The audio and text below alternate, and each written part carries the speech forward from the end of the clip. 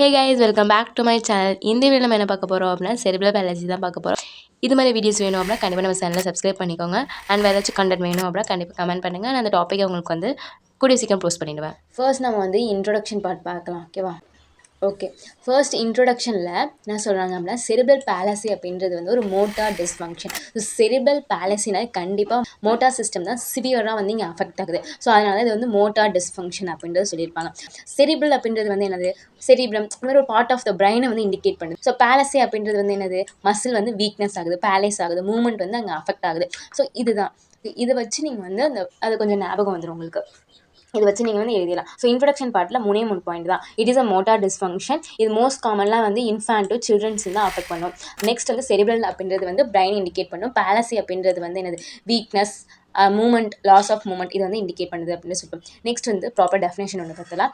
First definition பார்க்கலாம். So டெஃபினேஷனில் cerebral palsy அப்படின்றது ஒரு group of permanent disorder. Permanent அப்படின்றது வி கேனாட் பி ரிவர்சபிள் அப்படின்னு சொல்லியிருப்பாங்க. ஸோ இட்ஸ் இர்ரிவர்சபிள், அது மாற்றவே முடியாது. ஓகே, ஸோ ஒரு பெர்மனண்டான ஒரு டிஸார்டர். இது எதை அஃபெக்ட் பண்ணுது அப்படின்னா நம்மளோட மூமெண்ட் அண்ட் போஸ்டர் அஃபெக்ட் பண்ணுது. ஸோ ஒரு இயர்லி சைல்ட்ஹுட் பீப்புளோ இல்லை ஒரு இன்ஃபான்சி குழந்தைங்க இருக்காங்க அப்படின்னா அவங்களுக்கு பிரைன் டெவலப் ஆகிட்டு இருக்கும். ஸோ ஏதோ ஒரு ஃபேக்டர்ஸ் அந்த டெவலப் ஆகிற பிரைனை டேமேஜ் பண்ணி விடுறதுனால வரதான் செரிப்ரல் பாலசி. ஓகே, ஸோ இதில் 3 பாயிண்ட் நம்ம படிச்சிருப்போம். மோஸ்ட்லி இது இந்த குழந்தைங்களுக்கு தான் அஃபெக்ட் பண்ணுது. எர்லி சைல்ட்ஹுட் ஆர் இன்ஃபான்சி, இந்த குழந்தைங்க தான் அஃபெக்ட் பண்ணுது. 2வது பாயிண்ட் மூவ்மெண்ட், போஸ்டர் அஃபெக்ட் பண்ணுது. It is a motor dysfunction.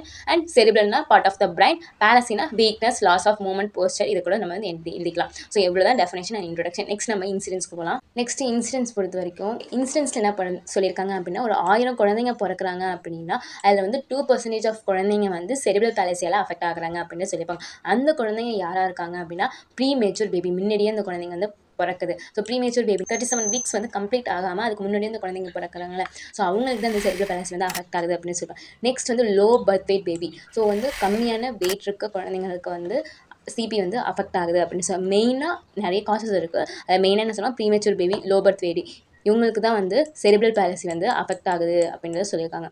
Next causes ரொம்ப ரொம்ப இம்பார்ட்டன்ட் காசஸ் தான். ஸோ ஃபர்ஸ்ட் ப்ரீநேட்டல் காசஸ் என்ன, பெரிநேட்டல் காசஸ்னா, போஸ்ட்நேட்டல் காசஸ் என்ன தெரிஞ்சுக்கலாம். ஃபஸ்ட்டு ப்ரீநேட்டல் காசஸ் அப்படின்னா அந்த குழந்தை பிறக்கிறதுக்கு முன்னாடி, அதாவது ஃபீட்டல் வயிற்றுக்குள்ளே இருக்கும்ல, ஸோ அப்போ என்னென்ன ஃபேக்டர்ஸ் அஃபெக்ட் ஆகி செரிப்ரல் பாலசி வருது அப்படின்றத ப்ரீநேட்டல் சொல்லியிருப்பாங்க. பெரிநேட்டல் காசஸ் அப்படின்றது பிறக்கிறப்ப அந்த குழந்தை டெலிவரி அப்போ இருக்கும்ல அந்த ஸ்டேஜ், ஸோ அந்த டைமில் ஏதாச்சும் ஒரு காஸ் அஃபெக்ட் ஆகி செரிப்ரல் பாலசி வருது. போஸ்ட்நேட்டல் காசஸ் என்னென்னா பிறந்ததுக்கு அப்புறம் ஒரு few years, early childhood age இருக்கும்ல, ஸோ அந்த ஏஜில் ஏதாச்சும் அஃபெக்ட் ஆகி அதனால செரிப்ரல் பாலசி வரும். ஓகேவா? ஃபர்ஸ்ட் ப்ரீநேட்டல் காசஸ் என்னென்னு பார்க்கலாம். First torch infections. அந்த அம்மாவுக்கு ரூபெல்லாவோ, ஹெப்ஸ் வைரஸோ இல்லை டாக்ஸோபிளாஸ்மா, இந்த மாதிரி இன்ஃபெக்ஷன்ஸ்க்குலாம் அவங்க